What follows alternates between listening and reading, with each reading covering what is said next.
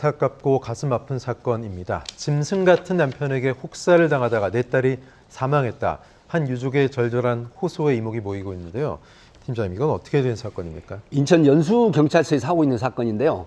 정말로 그 가슴 아프고 또 안타까운 사건이기도 합니다.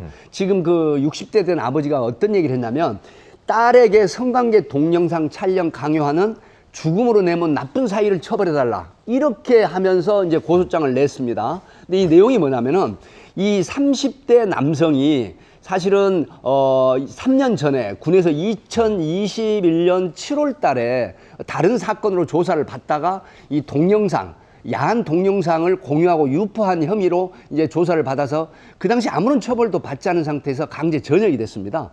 그 이후에 이 고소장을 제출한 유족, 소위 말하면 지난달 초에 이 주장하는 아버지의 따님이 이 직업군인인 이 30대 남성과 결혼을 했어요.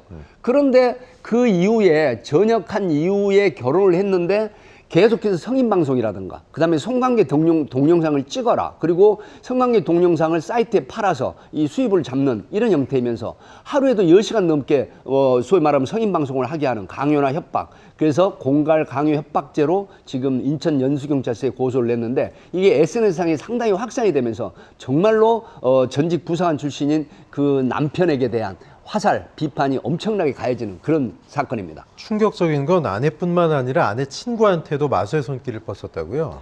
정말 안타까운 게, 따님이 이제 사망을 해서 장례를 치를 거 아니겠습니까?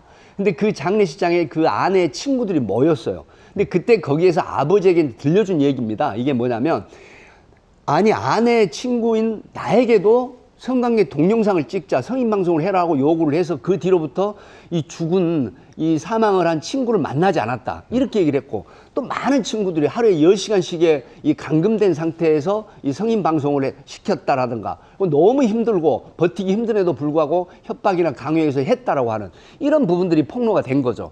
결국 따님이 사망을 하고 그 이후에 경찰에 이제 고소장을 냈는데, 더욱 기가 막힌 건 뭐냐면, 딸이 사망하는 날 딸이 전화가 걸려옵니다.